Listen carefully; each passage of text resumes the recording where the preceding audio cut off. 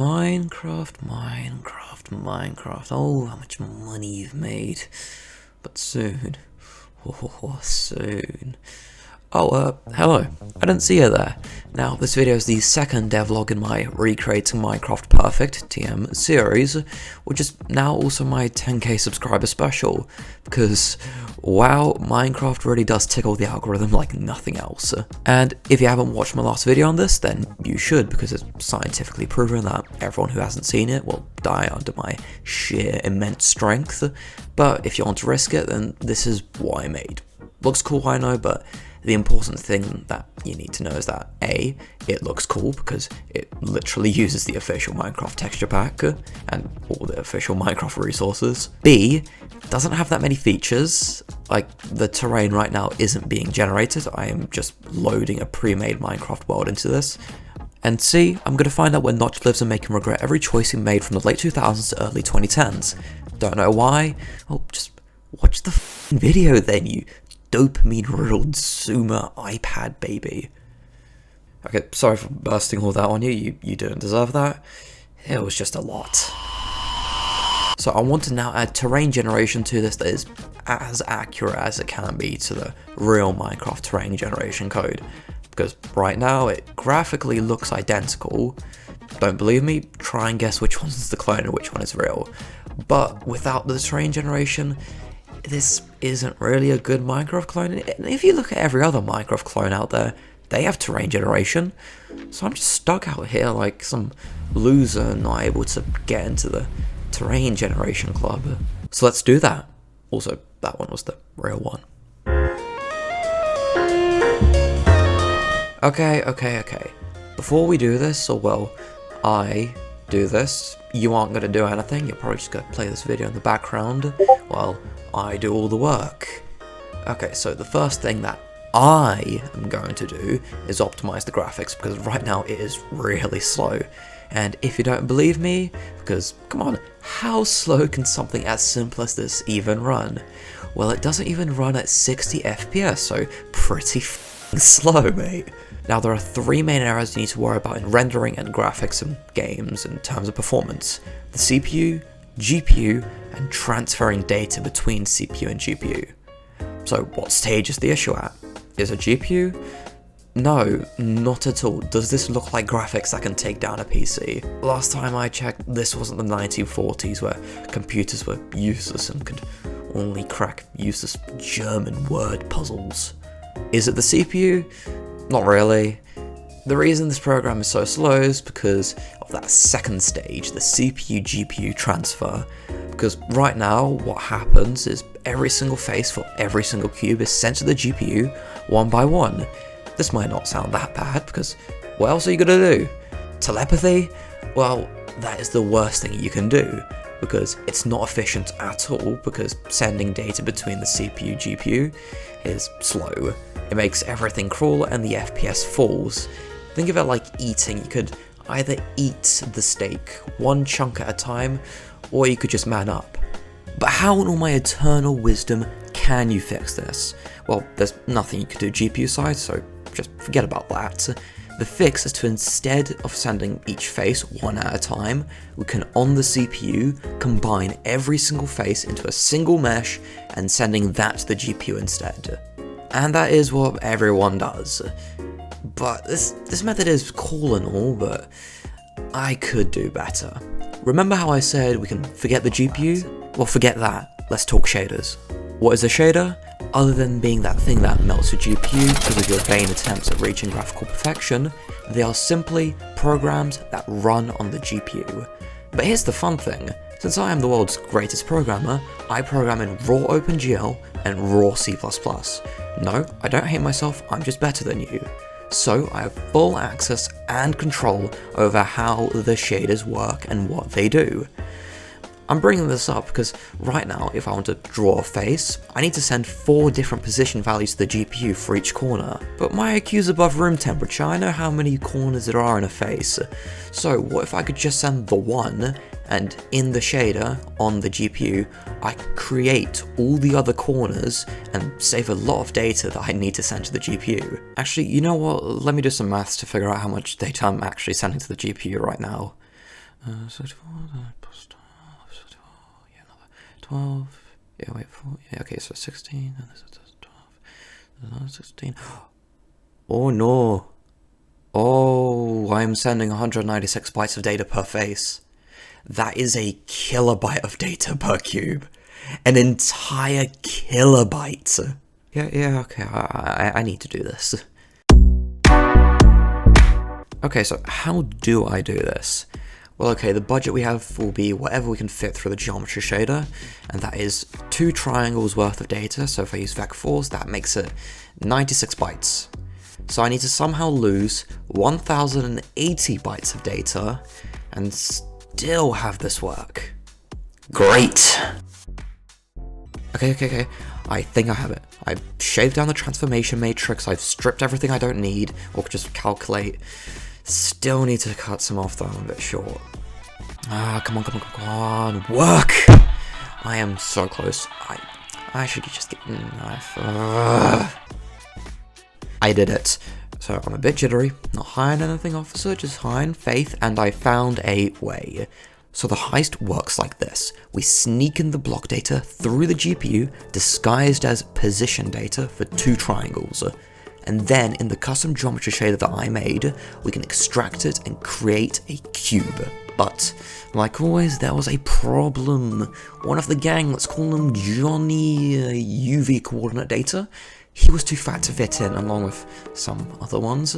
So, new plan. Half the data that is unique to every block is sent as position data like earlier, so the lighting for example.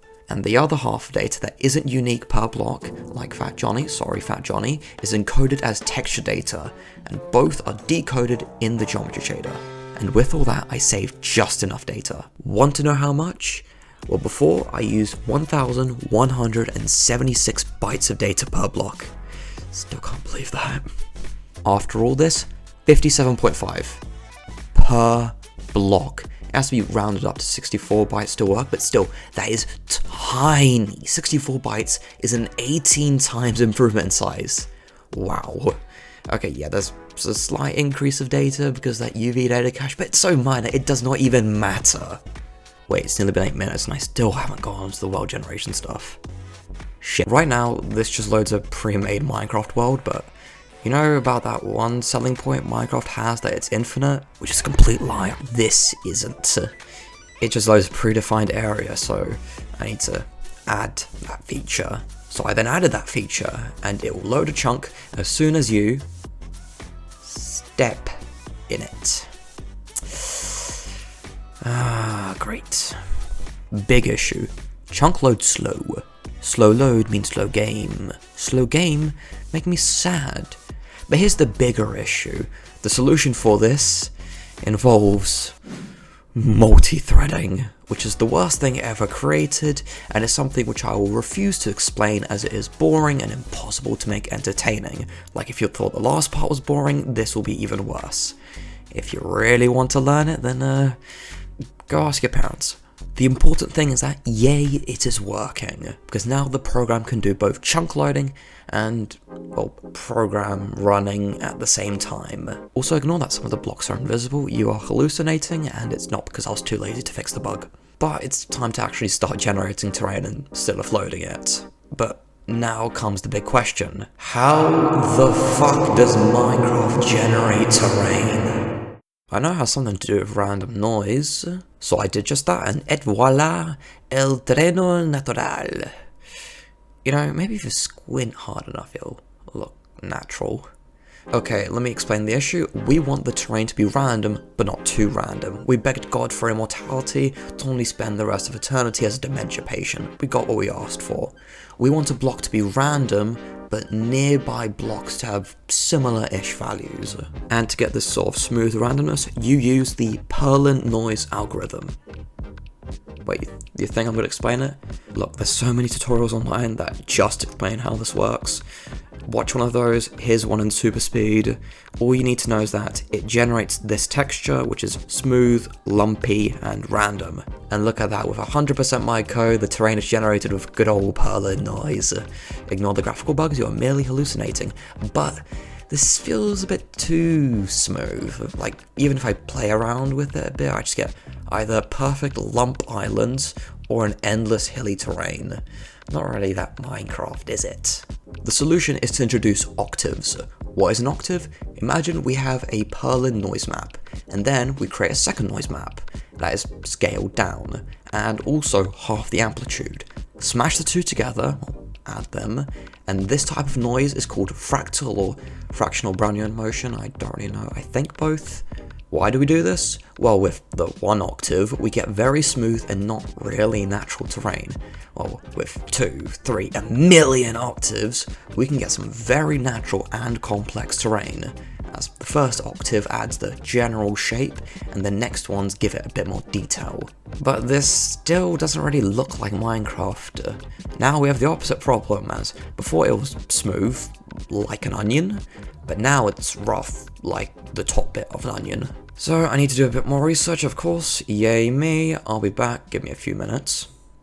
Okay, so I found some websites and videos, and they seem to be pretty useful. So it turns out Minecraft uses 3 different noise maps to generate terrain, and then splines, which just manipulate the values.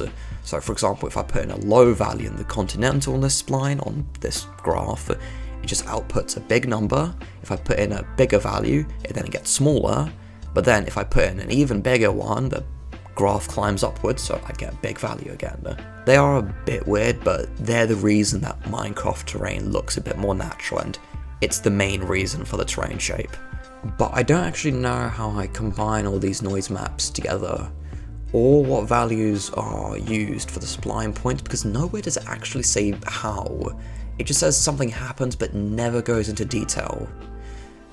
Wait, why is there an arrow there? Wait. For example, steep mountain ridges form where PV noise is high, continentalness is high, and erosion is low. When erosion is high, the landscape is generally flat regardless of the other noises. When erosion is high, the landscape is generally flat regardless of the other noises. The splines change. Oh, come on. Oh, come on. It could have been so simple. It could have been so simple. Okay, I officially give up. I genuinely do not have a clue on how this works. For every new thing I learn, I find out everything I knew before was wrong. Like, hello, new update for the Dunning-Kruger curve drop, they decided to make it into a fucking slide now. This is the second time that a Swedish person has been responsible for me wasting so much of my time. Like, what is up with that country? Those smug Swedes with that fancy little IKEA furniture, little meatballs. You know, I actually got I think I got food poisoning from eating Swedish meatballs, and even smelling them still makes me gag. Did you know that a Swedish person is actually responsible for inventing plastic bags? Like, hey, much appreciated, thanks for contributing to the climate crisis. I bet you lot are happy now, living in your little weird, colourful houses, you pocket-pinching cowards! I think I might be racist towards Swedish people. Well, okay, it's a bit of a stretch calling them people. So how does Minecraft generate terrain? I have no clue, but this is my best understanding of it. If the continentalness is low, then that means you're in the ocean and the spline points are therefore low. Except here, but that's to make the weird mushroom islands in the middle. Now you might have noticed a little curtain here. That's because if the continentalness is high enough, the spline points there are, well, they can be anywhere they want. You know, that graph from earlier, it's wrong, I think at least. And that's where the other 2 noise maps are coming in from, because the points are determined by a second spline graph controlled by the erosion map, which has all of its points controlled by a third spline graph controlled by the peaks and valleys noise map. And then you take the value from this after you compute everything, and then that is the height of the Minecraft terrain. So I tried adding this, but it didn't work. And that's just how it is sometimes in programming. You're not always going to get it right, especially in reverse engineering, because I haven't mentioned the spline point values yet, which might sound a bit odd, because, you know, they are pretty important, but that's because I still don't exactly know what they are. I know that the values are somewhere inside the Minecraft data pack folder, but I don't do Minecraft data pack programming, so I don't know what I'm doing when I'm looking through there, and JSON is actually horrific to read. But the story can't end here though, can it? So I decided to do the next best thing, make it all up. And you know what? I should have done this from the start, because it doesn't even look that bad. I don't know why I obsess so much over making it exactly the same. And you know what makes it even more funny? The code for this is just a couple lines. Like, that's it, that's all the code, that's how the noise maps are combined, and I get some nice terrain like beaches, rivers, oceans, plains, and mountains. And it all just works and runs smooth enough. There are still some performance issues, but I'll fix them.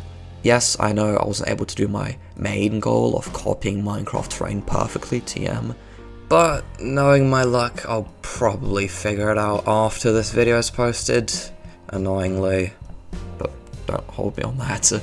And if you want to try this out, then you can either join the Discord server, or just get the download directly from itch.io, both of which are down below in the description. Though the next video I post won't be on this project, I've had enough for a while.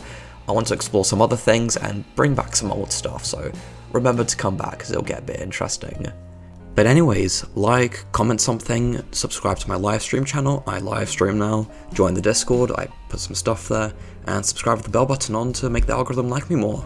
And see you in the next video.